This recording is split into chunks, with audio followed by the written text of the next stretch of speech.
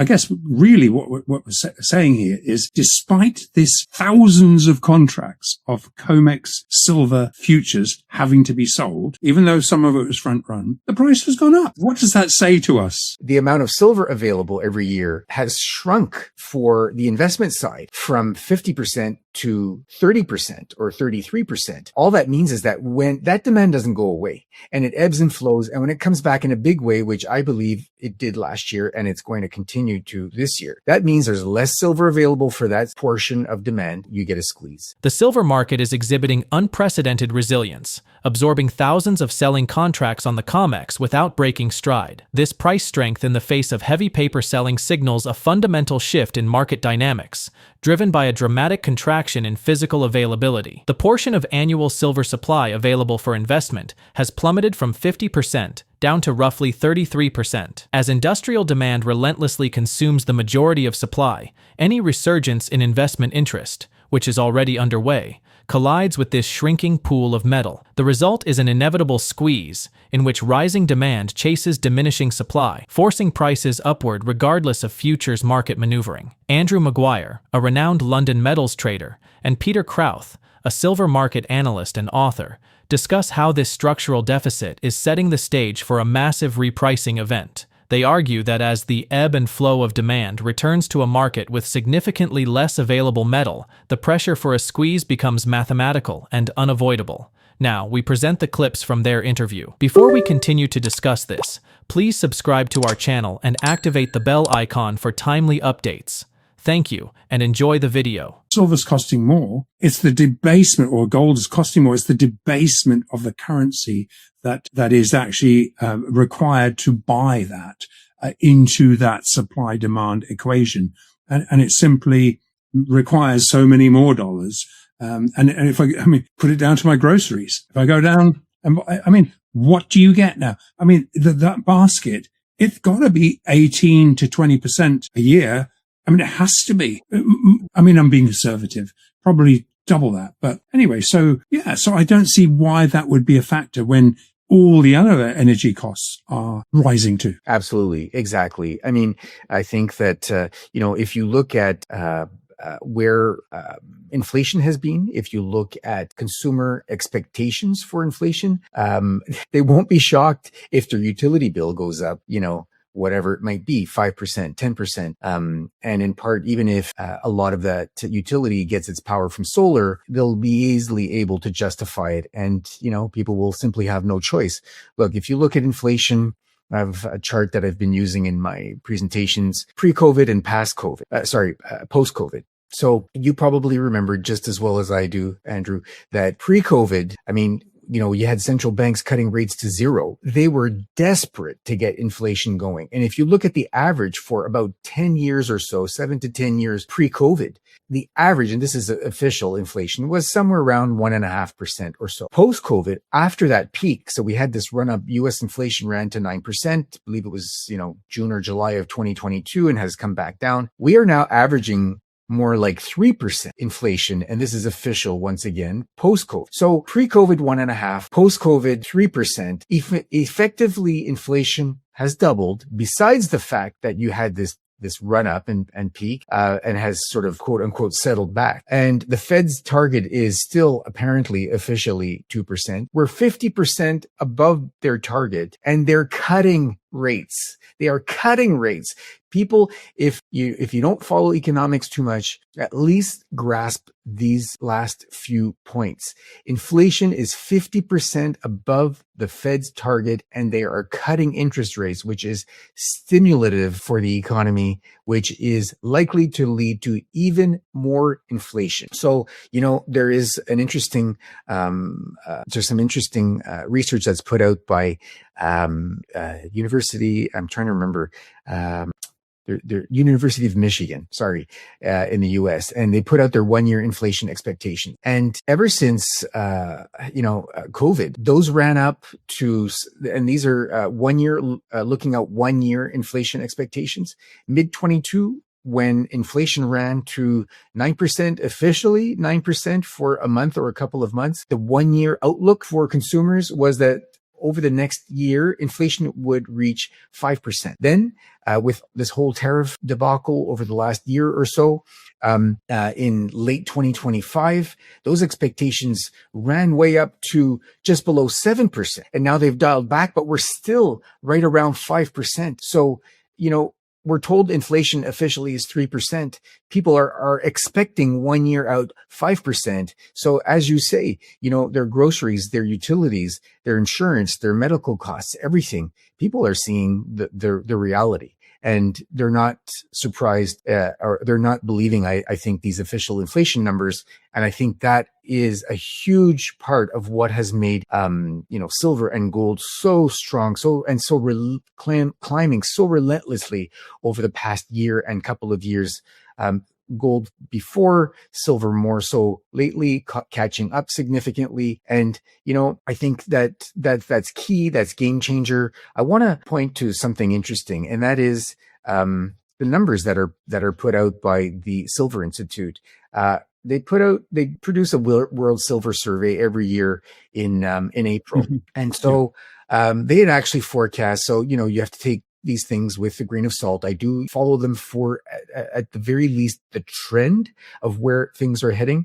Here are a couple of things. There's so much to talk about, but here are a couple of things. They, are showing that 10 years ago or less, industrial demand, I'm going to say even 5 years ago, industrial demand was 50% of overall demand for silver. It is now closer to 67% of overall demand. Oh. Andrew, what does that mean? Demand is 100%, right? Demand is always 100%. So if half of demand comes from industrial, and industrial has gone from 50% to say 67%. So from a half to 2/3, the other, the rest of that demand comes from the rest. And so most of the rest is what I call, investment demand in some form. So that's, you look at jewelry, you'd consider that to be silverware, and then you have physical investment. So coins and bars. So if the amount of silver available every year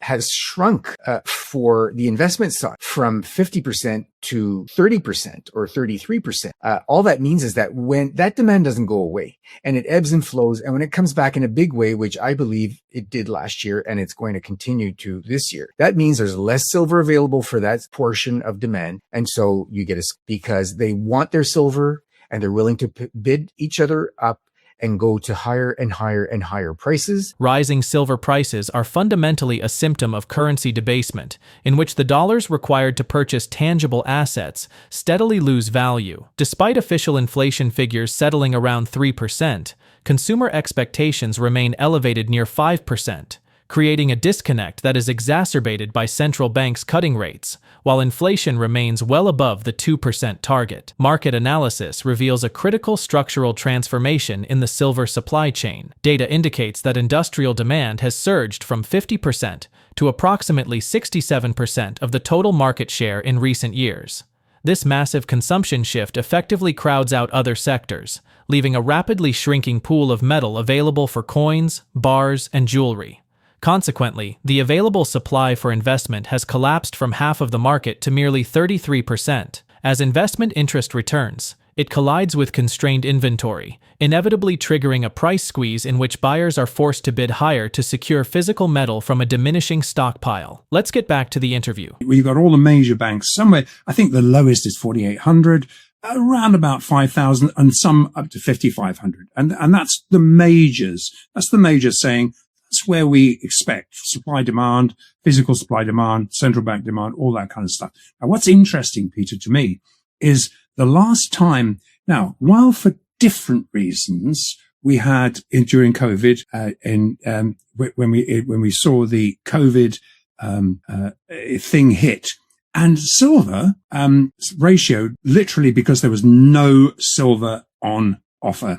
The refineries were shut down. Now, obviously it's different this time, but it went down to about low 30s. And what sort of gets my mind going is, okay, so refineries are operating, but there's such a tightness in supply because of the things you've just mentioned. And in other words, if I want silver in size, I have to go to SGE, the free trade zone or somewhere. And I have to say, because if I ask for more than that, it's just not available in London. So therefore, we've got a similar kind of constraint on supply that may suggest, for different reasons, that wouldn't be too outrageous a ratio. Absolutely. I mean, we saw it go down to 30 when silver hit $50 or just below $50 in April of 2011. And we saw it go down to 15 in 1980 when gold was 850 and silver for the first time had reached 50. So it looks like clearly the third time is the charm. This time when it reached 50 back in October, I remember that day very clearly. I was at a conference and it was all about the buzz about what silver was doing. And, it slightly retraced some of that. I think it went to $48 or something within a few days, moved sideways for a couple of weeks and never looked back. And, we talked about things like solar and the effects from AI. The International Energy Agency, they do a world energy outlook. And when they've done that in the past, they looked through the 2010s all the way to 2020 or so. They were making their forecasts, and solar deployment was beating their estimates, their 5-year estimates, by 200%. The solar installations were 3 times the 5-year forecasts for an entire decade. They just kept underestimating how much solar would get rolled out. And what I thought was interesting was about, with this whole thing, AI, which is a big deal, and especially if you look at the power consumption. Look, an AI query takes 10 times the power of a traditional Google. So that's the first thing. We have data center power demand growing at a pace of 21% over the next decade. We have AI electricity, which is on top of data power, growing at 33% annually over the next decade. And so what we've seen is the Magnificent Seven, which are the big, the ones that we watch that of course are driving the S&P higher and are huge consumers of power now because of AI and data centers going out building their own data centers. They need power to generate to supply those data centers. And what we saw was at the beginning, you had Microsoft, I think Meta now just announced, a couple of others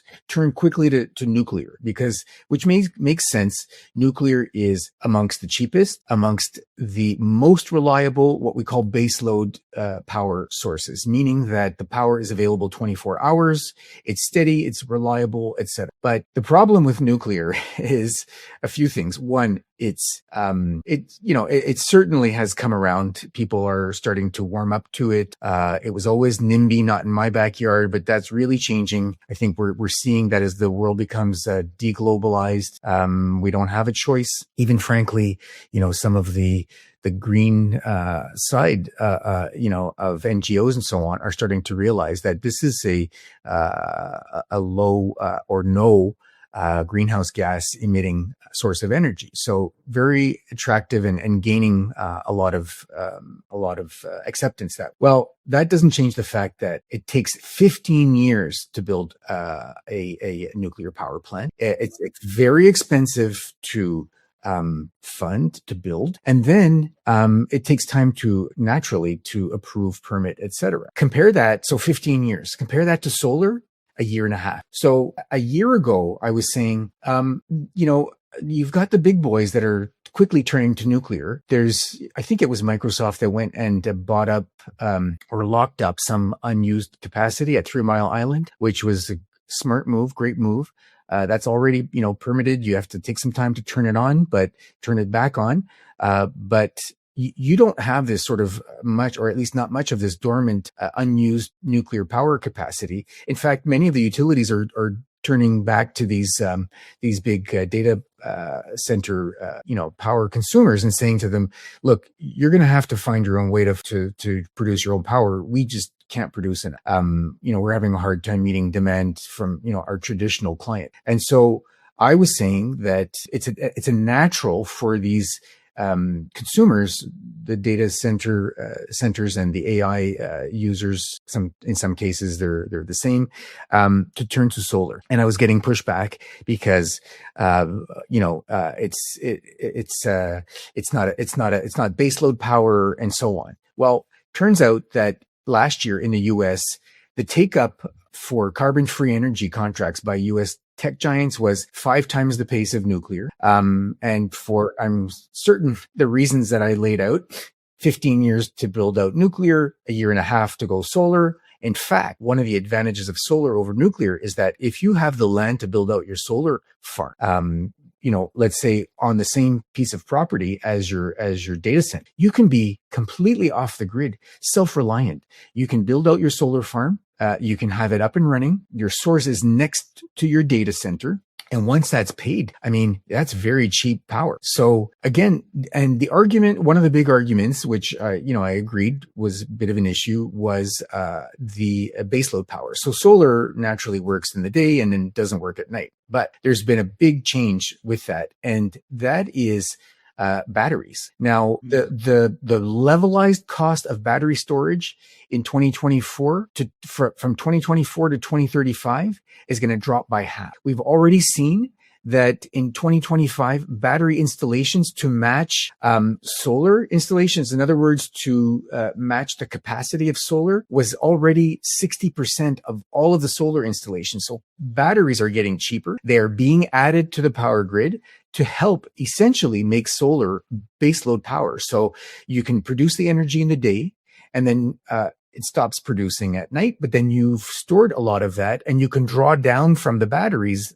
at night. That really makes solar a new baseload power source and changes the game completely. And then this is why we've seen, I think, so many consumers turn to solar, and we've seen this build out of solar just absolutely explode. The explosive growth of artificial intelligence is driving an unprecedented energy crisis, as AI queries consume 10 times the energy of traditional searches. While tech giants initially looked to nuclear energy for reliability, the 15-year construction timeline has proven too slow for the industry's rapid pace.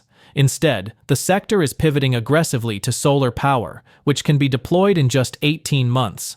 Market data confirm that carbon-free solar energy contracts are now outpacing nuclear by a factor of 5, aided by plummeting battery storage costs that effectively turn solar into a baseload power source.